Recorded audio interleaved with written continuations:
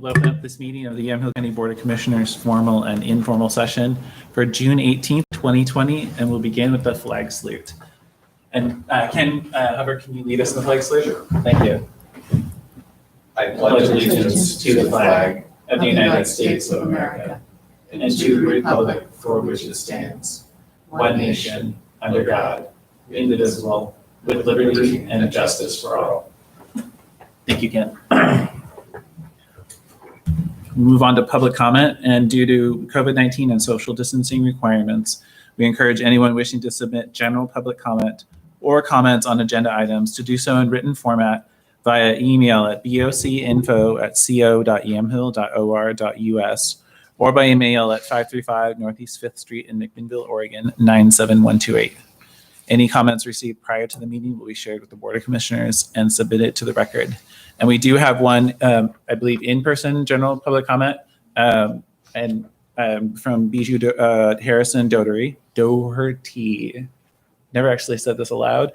Can you come up to the microphone and state your name and address for the record? And welcome. I believe you are our first general public comment since the pandemic changes. Honored. Thank you. Can you guys hear me if I speak through the mask? I can, Commissioner. Mm-hmm. Yeah. Okay, cool. Thank you. So my name is Bijou Harrison Doherty. I live at 651 Northwest 13th Street here in McMinnville. I am the Vice President of YCEA, and I'm here on my own time to provide a statement about anti-racism and hopefully an agreement for the county and YCEA to come to.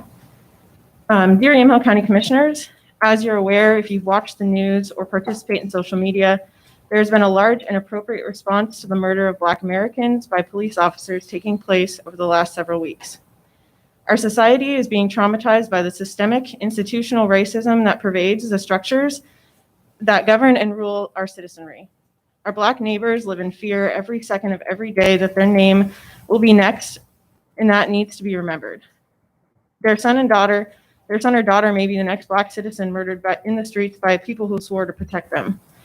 As leaders, you have a responsibility to Black employees to openly and loudly affirm that they are safe at work from racism and discrimination, that you vehemently oppose and condemn the actions of police officers in Minneapolis who murdered George Floyd in cold blood, along with the hundreds who went before him.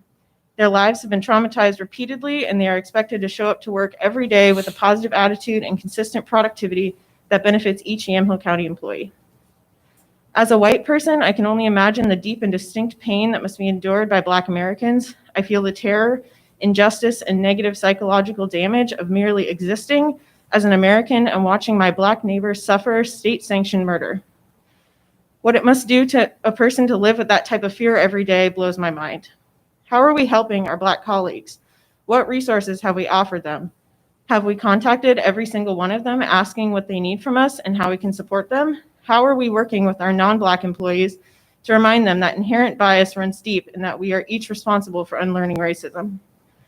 How will we address this with your employees, our members? Ignoring is not an option. We do a deep disservice to ourselves by turning a blind eye and pretending that these events aren't impacting all of us, particularly our Black members and their families.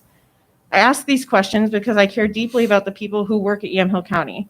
We have a responsibility and we must stay true to our values. If Yamhill County is truly a great place to work, we must continue to prove it. Our members deserve this, and our community deserves this. To this end, there are many anti-racism educators that make a living by doing this work, and it would behoove the county to pay for them to come in and teach on what's happening. YCEA leadership is ready to help craft a response. Please feel free to contact us. We look forward to being part of the response and reminding Yamhill County employees that we care about their safety, well-being, and the right to exist and live free from racism and injustice. In addition, YCEA has put together 3 things we hope the county will agree to implementing to take the first step towards a more inclusive workplace for all county employees. First, we invite the county to work with us to develop a county-wide equity plan to evaluate current practices. This plan will inform our future course of action for improving our mission to provide high-quality services to a diverse community. Second, we would like to work with the county to develop and implement a workforce diversity and equity committee. Our vision is that this committee would be representative across all departments, and a majority should be comprised of represented staff. This committee can act as an advisory board to Yamhill County administration in an effort to improve Yamhill County policies and operations from an equity lens. Lastly, to begin this important work, we would like the Yamhill County Board of Commissioners to work with us to identify facilitators for a mandatory anti-racism training for county employees and elected officials. We feel this is the first step that is critical to frame our journey in best serving every Yamhill County resident. We believe that these changes will not only improve the workplace for Black employees, but for all employees of color. Thank you for your time and consideration. Sincerely, YCA Executive Board, AFSCME Local 1422. Thank you. Thank you. Thank you, BJ.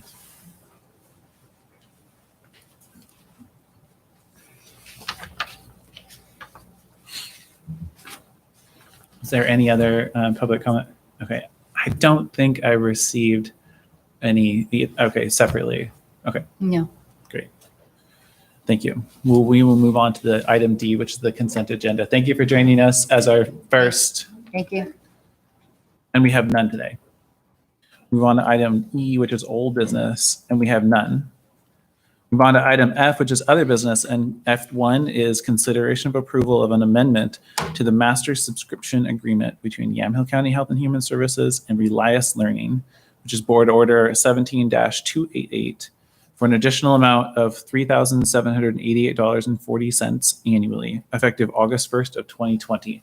And Commissioner, do you want to add more? Yes, Mr. Chair, this is basically a program that we have to enable the county to keep track, systematically account for the trainings and the various orientations that our employees are being asked to take.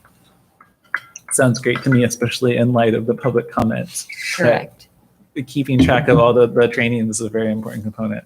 Yes. Okay.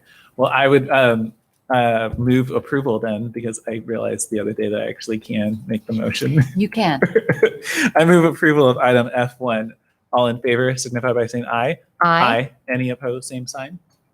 Let the record show approval of item F1, unanimous.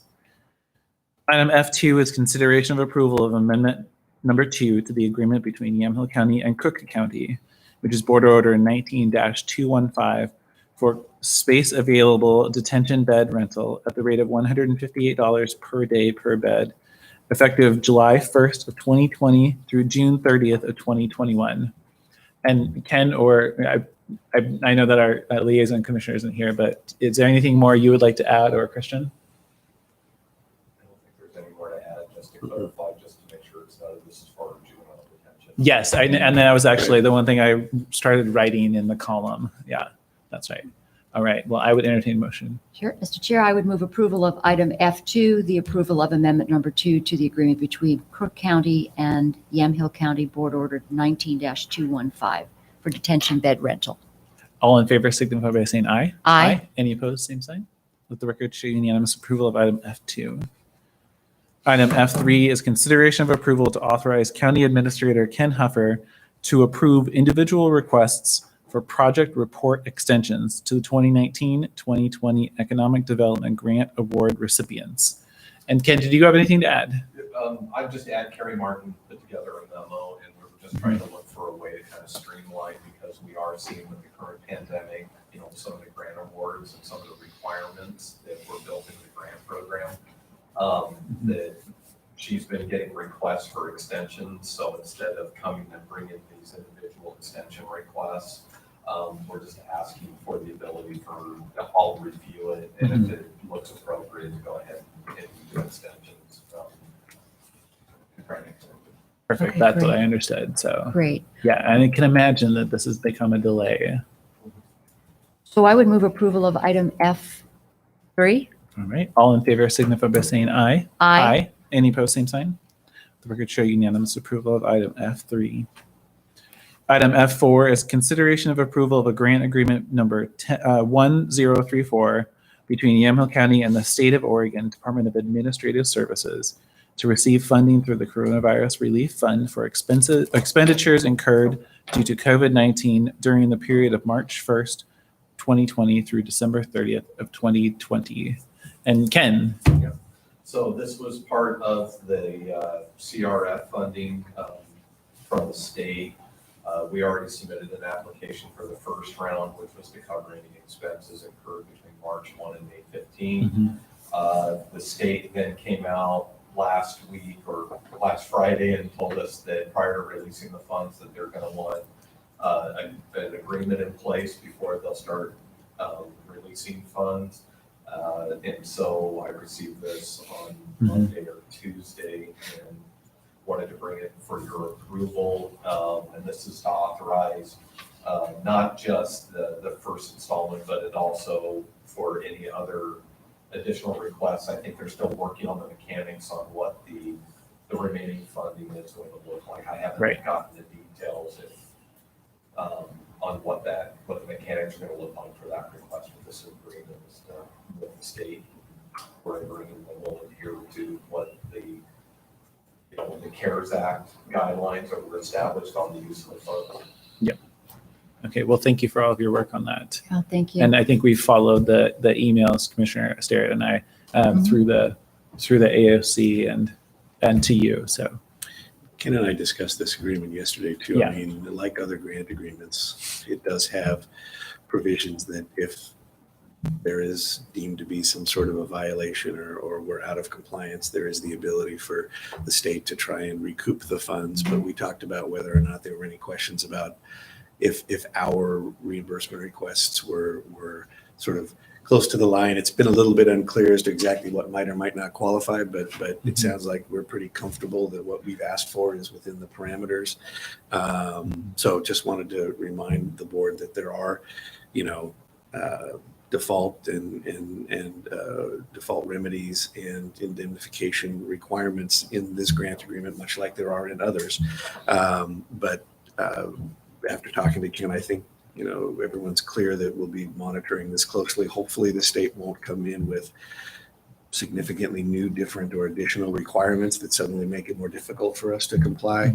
We're all the counties are sort of in the same boat trying to put these agreements in place when we're getting them on short notice from the state. There is some language that is a little different from prior agreements, but at this point, unless we wanted to take the additional time to go back and try to renegotiate that with the state, which we could always try. Look at Ken. I He's think like, the "Don't interest even at this think about point it." is to. why did we let him talk? Sorry. I mean, I want to just. I appreciate remind you yeah, Yeah, thank you for that's there. that this is a grant agreement. Yeah, and we'll work with Ken will work with the governor's office and the state to make sure that they have what they need from us in order to make the disbursements and that we're endeavoring to be in compliance. Because if anything, I think like with the first round where they excluded the small business aid emergency relief, even though that's called for in the CARES Act, but we weren't eligible to make a request to cover those expenses. Right. If anything, I think the state has been a little more restricted than what CARES Act. And Right. I'm looking forward to getting more information. And I know AOC is working directly with the governor's office. Yeah. Advocating on behalf of all the counties for the CRF. Yeah. Okay. So. Sounds good. So then I would move approval of item 4, F4. All right. All in favor signify by saying aye. Aye. Any opposed, same sign. The record show unanimous approval of item F4. Item F5 is consideration of approval in the matter of an order authorizing the execution and delivery of an amendment to the indenture and certain other documents and certificates with respect to the county's revenue refunding bonds, Series 2012A, George Fox University, tax-exempt. Now, that is quite the agenda item. Who wrote that? I wonder. I did not write that agenda item. I can tell you that. Yes. Yeah, But to that end, we are having attorneys on behalf of George Fox University call in. Do you want, while we're calling in, do you Yeah. want to give a quick overview for the public? So what this is an amendment to the county's bond issuance on behalf of George Fox that we started as far back as 2012. It's been amended twice before, most recently in 2018 to add some additional infrastructure bonds. I can tell you that the current outstanding balance of these bonds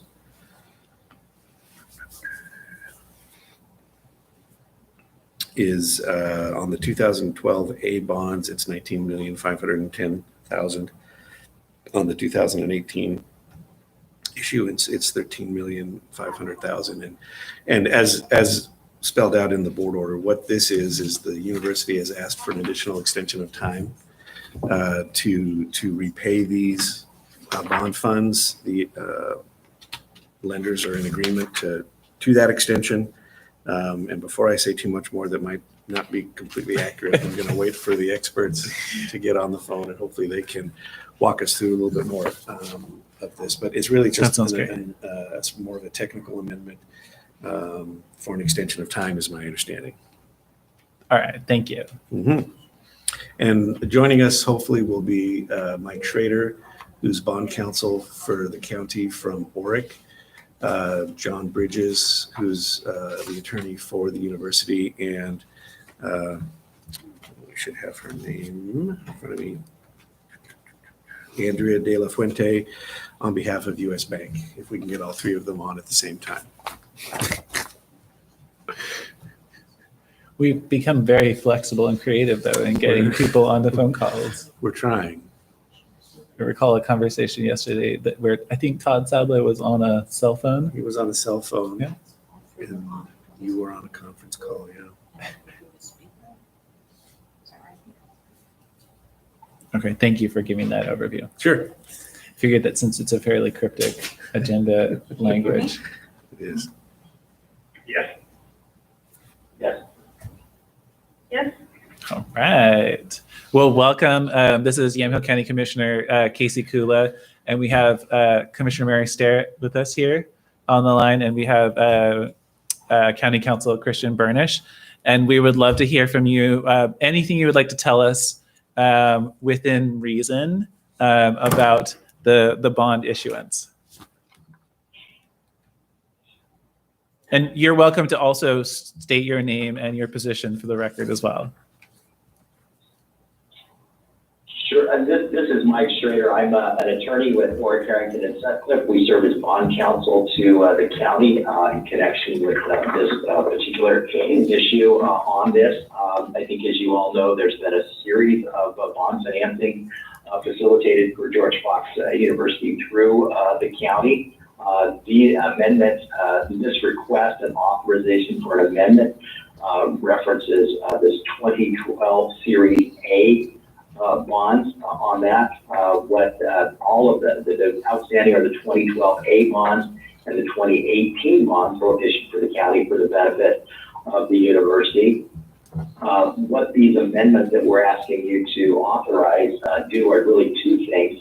The 2012 A bonds have a floating variable rate interest on them, and the bank and the university have negotiated two changes in terms.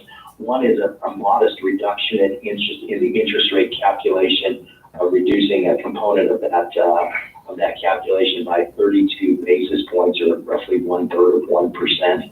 And the other part of this is to extend the period during which the bank has agreed to be the sole bondholder, the sole holder of the bonds, from July of next year through April of 2029 on this. And again, US Bank is the sole holder of all the university's bonds currently, the 2012 A bonds and the 2018 bonds issued in 2018 as well.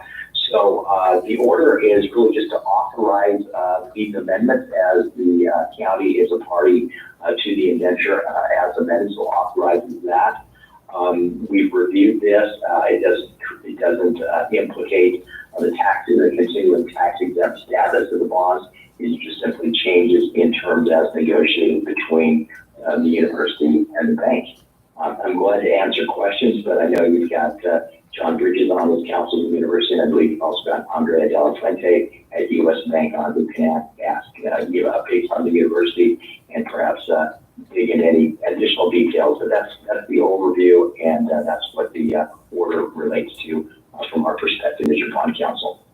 Great. Thank you very much, Mike. Commissioner, do you have any thoughts or comments? Having been questions? through several of these, I think we've had the sort of the base introduction, the base coat of why these are necessary and what these vehicles function as. So I'm clear. Okay. Thank you very much. I also am clear. I read this, but then County Council and I had an extensive conversation about it. So Yes. It sounds like there are County Council or Ken, do you have any comments or questions for the folks on the line? No, Okay. I don't know if John or Andrea have anything that they'd like to add in further explanation for the board. John or Andrea, would either of you like to add anything more to what Mike told us? Sure, I will. This is John Bridges on behalf of George Fox University. We've had a good, long working relationship with U.S. Bank, both for the university and for places like FriendsU. This is the mechanism for how we borrow money. And so this is something that will help the university space out their repayment period. And so it's a great kind of win-win situation in terms of taking advantage of lower credit costs and also this extension. Just a comment on the university. Obviously, we're in challenging times. The university is doing well, and frankly, going into the problems, they were doing extremely well with growing enrollment rather than flat or shrinking enrollment. Now we're at a point where we have to manage space, and so we're dealing with those challenges. And I think we're nimble enough to react to it as best we can. So, and frankly, I didn't get the exact numbers, but we've not lost enrollment. We've kind of hung tight. It's just now figuring out where to put everybody, in terms of housing and in terms of how to manage the classroom concepts. I'm happy to answer any questions if you have any. All right, Commissioner. Okay. Thank you. No, thank you, John Bridges. Thanks, John. Rachel, would you like to add anything on behalf of U.S. Bank? Andrea De La Fuente. Oh, sorry, Andrea. Thank you. Thank you for the opportunity to come before you. And I think that Mike and John summarized everything quite neatly for us. The only thing I would add is that we're really happy to continue our relationship with George Fox University. This extension gives us the opportunity to continue to hold these bonds for another almost 9 years. And we're also offering what in effect it comes out to be a rate reduction for the financing so that George Fox is paying a lower borrowing rate on this tax-exempt bond financing. If there are any questions I can answer, I'm happy to do so, but we're glad to be able to bring this financing forward and hope that if there's any questions, I'm here to answer. Thank you. Great. Thank you very much, Andrea. Do we have any questions, Commissioner? No, thank you both. Okay. Thank you to all three of you for providing an overview of what's going on here. And thanks to George Fox for being such a great partner for us and for members of the community. Mike, do we have a sense of when this is going to be ready to close? I think really right away. I mean, we'll check it. We'll have a follow up with Andrea and John on this. But I think the documents are certainly substantially final at this point. Christian will circle back with you in terms of signing on that. But once I think one of our final steps here is the county order approval on that, and then with that we'll circle back with you on that. But I think we're very close to ready to sign everything up. But we'll be back to you shortly on that. All right, very good. Thank you. Thank you. Okay. Oh, and then Commissioner, No, I just wanted to say thank you. I was going to move approval Oh, yeah. of the item. yes, thank you very much to all three of you. Thank you Uh, for joining us. yes. So I would move approval of F5, consideration of approval of the matter of an order authorizing the execution and delivery of an amendment to the indenture and certain other documents and certificates with respect to the county's revenue refunding bond, Series 2012A, George Fox University, tax exempt. It's a mouthful, and thank you. All in favor signify by saying aye. Aye. Any opposed, same sign. Let the record show unanimous approval of item F5. Thank you. Thank you. Thank you all. Great. Thanks, everyone. Thank you all. Take care. All right. Thank you all. Bye. Thank you. Bye-bye. I'm impressed that you got all three of them on that line. Good job. Yeah, And thank you, here at the same Carolina. time, right? Carrie, thank you. We will update the board order to reflect that Commissioner Olson was absent. Oh, Yes. yes, we didn't mention at the top. He has an Oh, excused absence. yes, that's right. Yes, Commissioner Olson, for those of the viewing public and the digital record, has an excused absence. So, yes, and happy healing. Yes, absolutely. All right, we will move on to item F6, which is consideration of a letter to the governor's office in support of resuming youth sporting programs as part of the Phase 2 reopening plan. And Commissioner. Yes, thank you, Mr. Chair. So we have seen a number of counties writing to the governor, asking her to reconsider some of the restrictions on certain sports. Because as we mentioned, there's a listing of the sports that were allowed under Phase 2 reopening, but they excluded sports like basketball and more contact sports. So I was just suggesting that the board write a letter as well. We've heard about the Let Them Play petition and how folks are really wanting to find ways, and they have found ways to have safe resumption of these sports. So basically, there have been exceptions. There will be exceptions made for college and pro sports. That being said, there seems to be the template there to be able to have these sports. And what we're asking for is that there's an unacceptable disparity in the pro sports, college sports, and yet our youth sports are being restricted. So we're just asking the governor, and I would recommend that we go along with some of the other counties and ask the governor to reconsider this and to reconsider the restrictions on high school sports and activities and on youth sports like basketball camps. Okay, great. Thank you. A couple of questions for you. The first one is, I noticed that for Jackson County, and it's not mentioned here probably because they didn't have it at the time, but I believe that they had their school districts in the county kind of weigh in on it.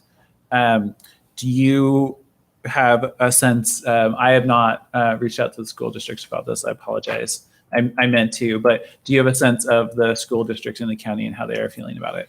Well, I know that I'm pretty much going with what our parents have said. Okay. And our parents are sort of looking to us to be able to say, these are applicable safeguards that are in place.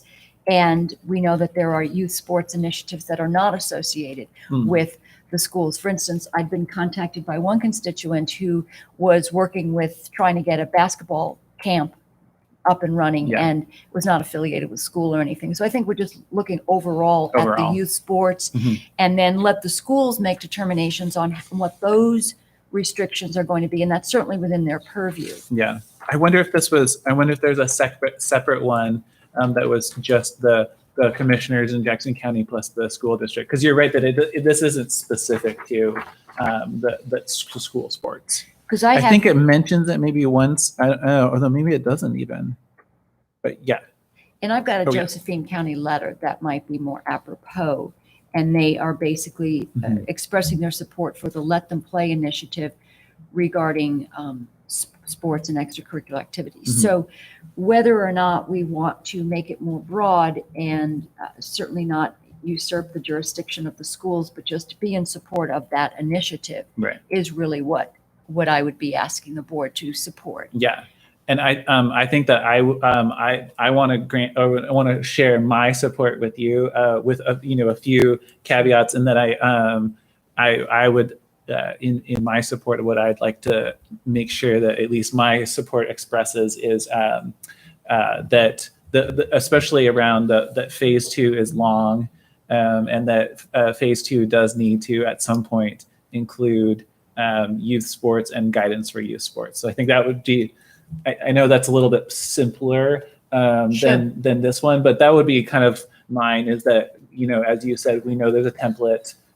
We know that at least on one of the calls, and I'm losing track of them. It was either an AOC call or an economic response team call, where the governor's office made it clear that because Phase 2 is a long time, that additional guidance will come out kind of along the way, which is what we saw when they updated the outdoor recreation guidance to include playgrounds. Correct. And that was like, oh, okay, well, here's a new thing. And so I think this fits into that model really well with we still need and are waiting for guidance around youth sports.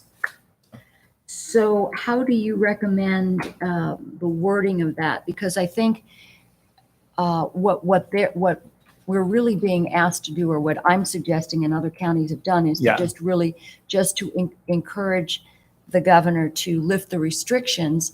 And then we know that the guidance is subsequent, Okay. but that we've established that there's an intention of allowing for these contact sports like basketball. Right. Right. I think if you're going to be the one drafting, I want to make sure that you have the ability to write it the way you want it to be written, or to modify something like this. But I think it's important from my perspective to make sure that it fits in with the outdoor recreation guidance that we have, or the sports guidance that we have. It's like amending the sports guidance for phase 2 to include youth sports, something like that. Because right now it already includes college and sports. College and pro. Well, the thing is that it does include youth sports, but it discludes it. Oh, yes. It does not Yeah. include basketball and contact sports, Right. and that seems to be because kids are unable to play basketball now. Right. So No, that's a good point. I meant to mention that's to include the contact sports in a way that provides for safe, because they're doing it at the pro and the college level. So right. I recognize that. So I would make it really simple. I'll definitely send a copy. Yeah. And then we can, and this would be approval based on the review. Right. Subject to approval. or Subject to whatever. review. Yeah. I can go ahead. Would that be something we could do? Is, in other words, tentatively approve this based on the wording?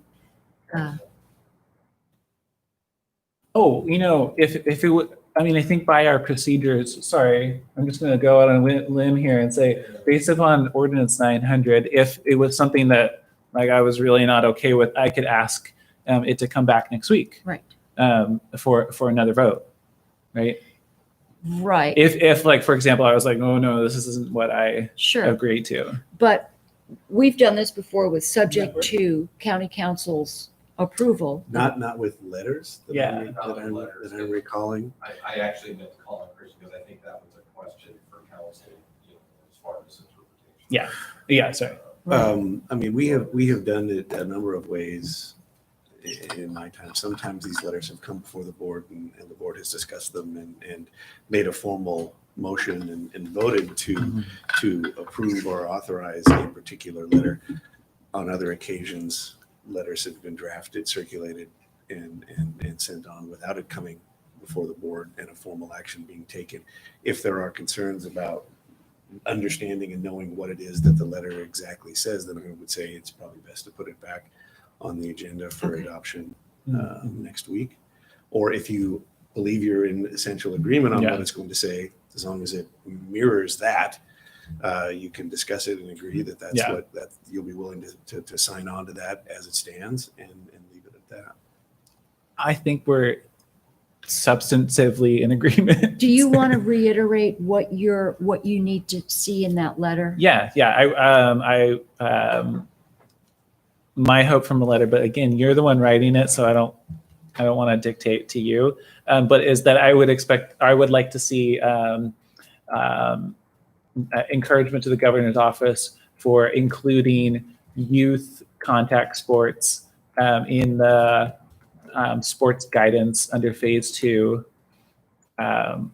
noting that do and college sports, contact sports, have been included. And that those guidelines do exist for those Right. two allowances, so that we would just include youth sports in that. Right.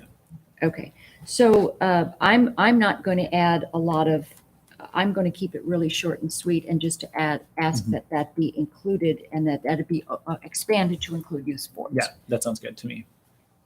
So if, Well, I would, are you going to write it, or is somebody else, or do you want to? oh, I can put it together. Perfect. I probably would have it by Monday or I would Tuesday. imagine. Yeah. Okay. Okay. Well, I would move approval then of items F6 unless there is more discussion. All right. All in favor signify by saying aye. Aye. Any opposed, same sign. Record show unanimous approval of item F6. Item F7 is discussion regarding the governor's authority as it relates to Oregon Revised Statute 401. And Commissioner. Yes, I know that there's been lots of legal wrangling over the continuation of the executive orders. And I note that there are, once again, Oregon is one of only a handful of states where the governors issue emergency orders that don't have a termination date. And so while we have several ORSs that have been in play here from whether or not, what is this related to, a public health emergency or a catastrophic, natural type of concern. So I think what I would like to see is that we are writing to the governor to say that we would like to see that, because there is such an astonishing, these restrictions have to do with worship and movement and work and travel and school and virtually everything that affects our civil liberties, that we question the indefinite length and suggest that there be some expiration so that we can justify these renewals after, let's say, every 2 weeks or every month. We can justify why they are still in place based on what is this continuing. Right. And this would be something that the legislature could take up, right? Because it is an ORS. And we're not seeing there's the political will. Oh, okay. I wasn't sure. I was So- focused on other things with it. So the special session. In a perfect world, you would have a balance where you would say we have a legislature that wants to address this legislatively, because Sure. that's where it lies. Yeah. But that doesn't seem to be forthcoming, and there hasn't been any movement to do that. So as we know, at the county level, sometimes we're doing little nudges and saying, hey, what about this? What about that? Yeah. This is something we'd like to at least bring to your attention in how it's impacting us. And could we at least weigh in on the fact that we'd like to see a renewal of these executive orders, Yeah. because these are significant. Right. I think I understand now what your kind of approach to it. I wonder if a way to phrase it specifically, if we're speaking directly, if we're submitting something to the governor's office, is to say that in light of the open nature of it, and in light of how wide-ranging the powers of the governor are under that situation, that and in light of the legislature not having appearing to want to amend ORS the chapter 401, I think, right? 403. Yeah, that the governor consider a regular, and maybe you can even identify the time period, maybe almost like formal check-in, where she explains to legislators, to county commissioners, to her state agencies, why the emergency is ongoing in a way that is transparent and accountable and scientifically based, or something like that. Does that? Yeah, that would be something I would be fully in support of. Sure. And again, it's not, we know that there have been, this has gone all the way to the Supreme Court. Yeah. And so this is not what we're attempting to do, other than to weigh in and saying, how about a check-in? How about a justification for why this doesn't have an end date? Right. County Council? I think that's totally appropriate. All we're doing is really, these Sure, are, if you want to, This is Right. better in a way than us just sending her something on our own. That's the reality of it. Is when it comes from us, it's signed. It's more formal action. So. and I think this is, along with the letter on youth sports, is all it is just, hey, this is what's going on in our communities. Yeah. Yeah. No, I think that's totally, So, I think that's very reasonable. okay. Yeah. so is that something you'd like me to take a hand at drafting, or I'm happy to assist either or both of you in crafting the language that you'd like to send back to the governor? How would you like to? I certainly would appreciate I don't want to put another thing on your to-do list. All right. I was, You can walk around the block on the way back to the house. How about that? Sorry. I'm sorry. I didn't mean to interrupt. so really, I would appreciate Yeah, I some can- guidance And then again, it doesn't have to be, we know that we could spend, it could be voluminous, that we could come up with all kinds of justifications, and that's Yeah. not what I'm looking for. Right. Because I don't think that's productive here. We want the community and the public and elected officials to know why it's going on Yeah. a regular basis, Exactly. right?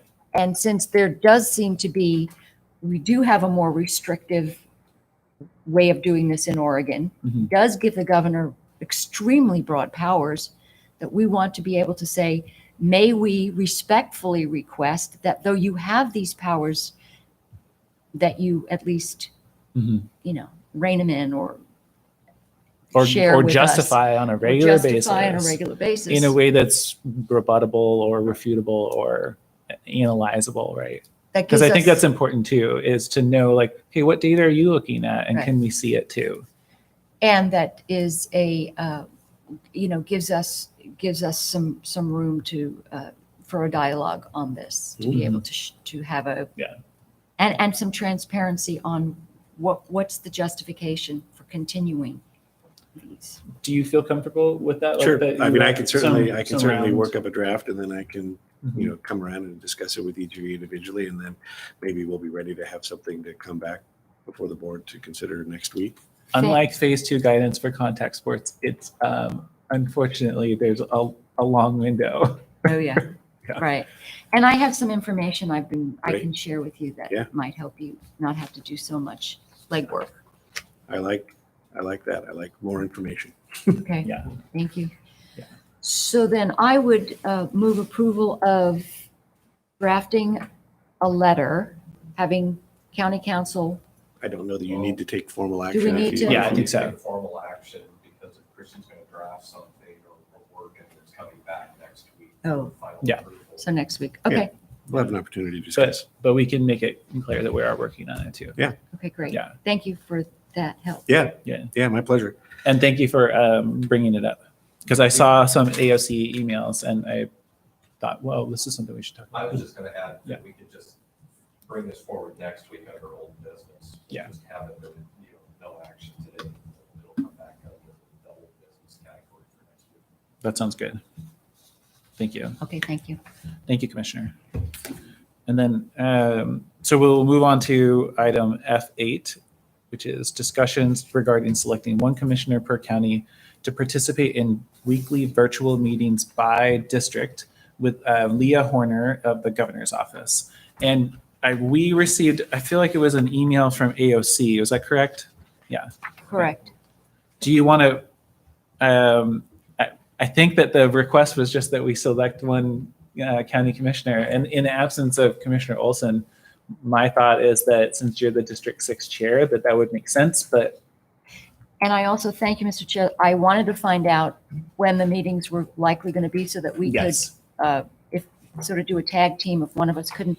And apparently the governor or Leah is indicating that she's going to call 8 half-hour meetings per week to make sure that every district is represented, and that she's Okay. setting aside Wednesdays from 1 to 3 and Thursdays from 2 to 4. Okay. So those seem to be clear, and I'm sure that when they're not, we can adjust our schedules so that yeah. if I can't do it, then you'd be available. Maybe we can even do something formally like that you are the primary and I'm the substitute or something. And I'll send that into AOC so she can send it to Leah Horner's Perfect. office. That's good.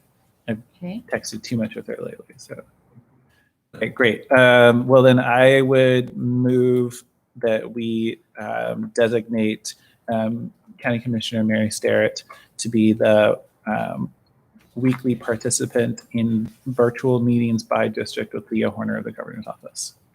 Is that a vote? I mean, is that something we need to vote on? You might want to also add, Oh, yes, and naming myself Commissioner Kula as the alternate. I would, okay, yeah. You made that I as a think motion, I made right? it as a motion. That was a Yeah, motion. I think it was Okay. a motion. Okay, all in favor signify by saying aye. Aye. Aye. Any opposed, same sign. Let the record show unanimous approval of designating Commissioner Sarah as the commissioner to meet with Leah Horner from the governor's office. And when I Since it's get, kind of different from item F8.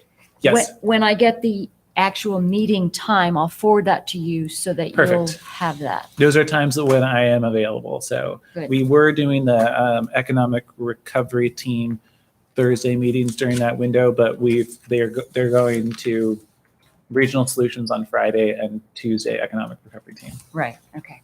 So I'm open again. Great, thank you very much. Thank you. We move on to item G, which is public hearings. And item G1 is the receipt of public comment on the 2020-2021 county budget. So I will open up the public hearing now. And Carol, actually Ken, because they were directed to you, do you have? I'll just say that, I just want to highlight as part of the hearing process, we put out the notice. It's part of the budget Yes. tabloid. We also put out the additional instructions you can see on both the agenda and on the main page of the website. Encouraging anyone who wished to make public comment on the budget to submit those in writing via email or mail. And we don't have anyone, we were trying to discourage attendance as much as possible because of the current COVID-19. I can say I'm looking at the email, the two email addresses that we published for, I don't have any emails that I haven't received any emails with specific comments on the budget. And so, record, I don't have anything to add. The one thing that I will state though, because there was some confusion, because during the last budget committee weeks, we had that hearing as well, where we had community requests that were submitted as part of that hearing. Yes. And I did clarify that, that was entered, it was considered, it was, but they didn't necessarily need to come back and resubmit those because that's already been part and added to the record. Right. As part of the budget process in that first year. Right. So that being said, I not in receipt of any additional one. Okay, great. Thank you very much. I do know that we've received comments. I don't think they were specifically directed at the budget, but they were about budgetary priorities. Correct. And I ended up having a great conversation in the middle of Cowles, waving people around us with the sheriff specifically about his budgets and the work that he does. And so it was really good to, when I'm not the area expert, to be able to get the information from the area expert about, for example, use of force and the cost of trainings and the sentencing work that the county has done over the years. So it was helpful in order to be able to respond adequately to the people who sent comments in. And I think when we had questions which were related to reductions in one particular department, which focused on social services, Yes. and an increase in another, that we really have to do an education piece around state and federal funds for one department, state and federal funds for another, and then also to share with people the breadth of social services that are directly connected to law enforcement, to incarceration, to post-incarceration, Yes. to in lieu of incarceration, drug courts, all of that, which the majority of people unfortunately don't know about, and they are extensive. And I think there's something that we should be proud of. Yeah. In some ways, fortunately, they don't know about them too. Right. Right. Yeah, I mean, I think that I was having a conversation with some friends, and the crisis team response with sheriff's deputies was one that they actually wanted, and I said, "That's wonderful, thank you, and I will let the sheriff know, but I'm pretty sure this is happening right now." Well, what's interesting is when people say, "You should do this, you should do this, you should do this, you're not doing this," and I'm thinking, yeah, we do these things, Right. and it's been born out of a lot of tragedies and the need. For instance, Right. if you just look at what Newburgh Police does, as far as they have really de-escalated so many critical mental health confrontations, and they've done things that, because of their training and because of their commitment, also the sheets that they're given, the information they're given on people who have mental health issues, so that when they are called, They know. they've met them, Mhm. they have made a introductory visit, so Right. that a police officer showing up is not going to be necessarily a scary thing. Yeah. And there's just a whole lot going on as far as training and crisis response that people don't realize.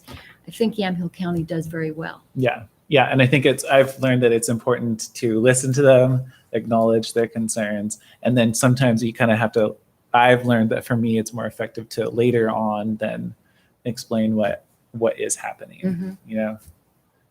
Oh yeah, Just for process. I know. I was We're just not realizing. supposed to do In a this. Public hearing that we may Yes. want to, acknowledge that, we haven't received anything, we may want to close. Yes, the thank you. No, I was realizing that as we were talking, but Okay. we have not received public comment specifically on the budget through the two avenues of the two emails. And with that, I will close the public hearing. And then Thank you. just now that the hearing's closed, I Yeah. just wanted to emphasize also the next steps in the process. So we had the hearing, the next step, we do have some changes that we do need to make to budgets as we start seeing, we've done some grant applications, CARES Yes. Act, and some of these other things. We're really being sensitive to the fact that recognizing that we can't make any changes to any particular fund more than 10% without requiring an additional noticing and hearing requirements. Yeah. But we do have some changes, and this is standard each year that we may have a project that was anticipated to get done by June 30 and it's not, so then we need to make some adjustments at the beginning now and bring them, bring those adjustments appropriation authority into that project. I'm going to be preparing a deliberation list. I've Perfect. got that, everything collected from departments. And so next week, the next step in the process, the first action that the board will consider is the deliberation list that I'll be bringing forward with those changes. And then that'll also be the time for deliberations, further deliberation on the budget. And then that's when you would act on adopting the budget and set a deliberation for the next year. Right. As far as the community requests and things that came forward that were originally, they were denied at the budget committee, but just a reminder that one of the actions that the budget committee did make was increasing appropriation authority in a couple of I believe it's the landfill license reserve and ONC that have funds available that should the board during the next budget year wish to revisit or reconsider those requests, you have the ability to do that without necessarily reconvening the budget committee or doing that. You'll already have appropriation authority to consider some of those requests. Yeah. The funds that are available. So we'll get everything ready to go. Our team's going to be working on getting the appropriation schedule ready in the resolution, and we'll be ready for adoption for next week. Perfect. Thank you. Thank you for laying out that. The only one very, very last thing that I would point out, because there's a lot of question marks about the CRF funds and what may be available. Right now, I'm trying to minimize the number of amendments or changes that we're making to the approved budget. Yeah. It's not going to include a lot of that CRF, and depending on how the state starts reimbursing us or starts releasing some of those funds, we may need to revisit that possibly with a supplemental budget or some other means in the new year. Okay. So that's something I just wanted to highlight, because there's a ton of question marks on what the state's going to release and what that reimbursement is going to be. Okay. Yeah. That makes sense. Thank you for all. It's been a long process. So thank you to you and Justin and everybody who's worked on these budgets. Yes. The timing for some of this, it's challenges because here we are, we're about to transition into a new fiscal year. Yep. in 2 weeks. So, Okay. Well, yeah, again, thank you from me too. All right, we will move on to item H, which is announcements. Commissioner. Other than Homeward Bound is official this week. And saw so that. we thank Captain Ray and Ronnie Vostenak and everybody who's worked on that. That's been years in the making. And thank you, County Council, for No, I'm glad it's finally off the ground. It's great. yeah, it's been great. So they're excited about the next adventure, and that is building a new facility, which Yeah. is going to require a lot of community support, but I think it's worth rallying around. And I don't have anything specifically other than I did speak with someone from the governor's office yesterday from OLCC, and just wanted to be able to clarify some of their enforcement policies and make sure that we don't have anything going on in our community which might be punitive. And really all I could do was weigh in on Yeah. behalf of our businesses to say that we would sure like to have some oversight of the enforcers. Yeah. And that's all I have. That sounds good. Perfect. So much has happened. I don't even know if I can remember everything, but we will have our roundtable again tomorrow. So I'm sure that by then I'll remember everything that we have had going on this week. But I just want to acknowledge that I'm super grateful again for the working relationship that I have with this guy and that guy. So I'm glad for that. I guess that's my announcement for today. And perhaps we will have Commissioner Olson back with us for the final budgets as well, which would be nice. Should be a go. So yeah, All all right. good wishes. Great. Christian, do you have any announcements? Again, next week would be the last opportunity for the board to consider whether or not it's interested in extending the emergency declaration. Right. If you'd like, we can prepare another extension and leave the date open. If you'd like to discuss it then, or if there is consensus now that, there's agreement that it needs to be extended. If we'd like to extend it for 30 days, 60 days, 90 days, we can prepare an extension. Yeah. As the board sees fit. So, Okay. but next week is the last session in June, and it's currently set to expire on the 30th. Okay, great. Thank you. Okay. You have any thoughts? I think at this point, it would probably be prudent to at least give us 30 days Yeah, I at the think so very too. minimum. Yeah, I agree. Okay, so we can prepare an extension then through the end of July. Mhm. Great. Okay. Thank you. And if we can talk about it some more in the meantime, and if Yeah. we want to push beyond that, we'll do that. But for now, we'll extend it another 30 days. Perfect. Okay. Thank you, Christian. Yeah. Ken, do you have? I don't think I have anything Okay. for right now. Thank you. That sounds good. I did remember that, we, yesterday, maybe afternoon, there was the announcement from the governor's office about moving counties into either phase 2 or, in the case of Multnomah County, phase 1, but with the face mask, the face covering requirement in indoor public spaces. And I must say that I've received a lot of emails, as I'm sure you have since then, about asking why we aren't doing it in Yamhill County. And my communications with our HS director has made it clear to me about why. So I've been trying to communicate to everybody else. I think we've probably gotten differing sentiments on the face masks because most of the folks who contact me are really quite relieved that we were not going to be required to wear. And then people are also saying, I'm coming to Yamhill County because there's no requirement. Well, I must say that I was glad that we weren't on the list, given that we would not have had any advance notice. That's right. Yeah. Well, Monday, isn't it start Monday? Oh, well, that's true. But of the announcement, what I The was thinking. announcement, Because, I know, it was a surprise. yes.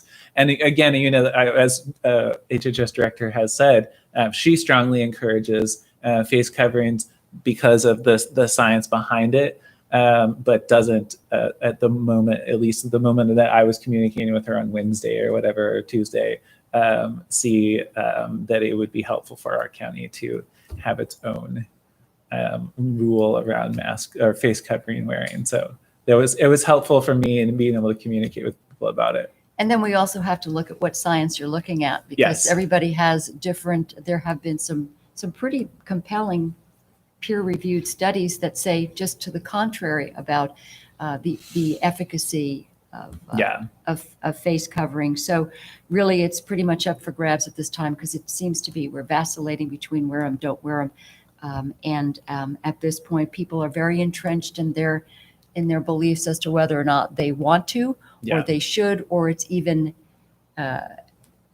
efficacious. Right.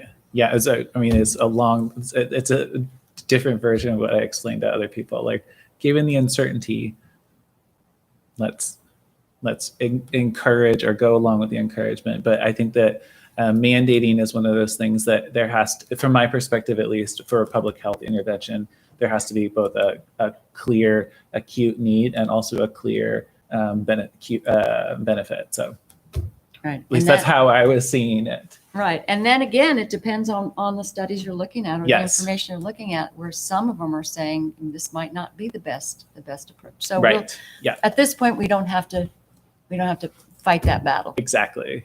Okay, so that was my only thing, I guess, that was really any kind of announcement related. Carolina, do you have anything? Carrie, since you're in the room. Okay, well, with that, I will close this meeting of the Yolo County Board of Commissioners. Thank Thank you. you, Mr. Chair.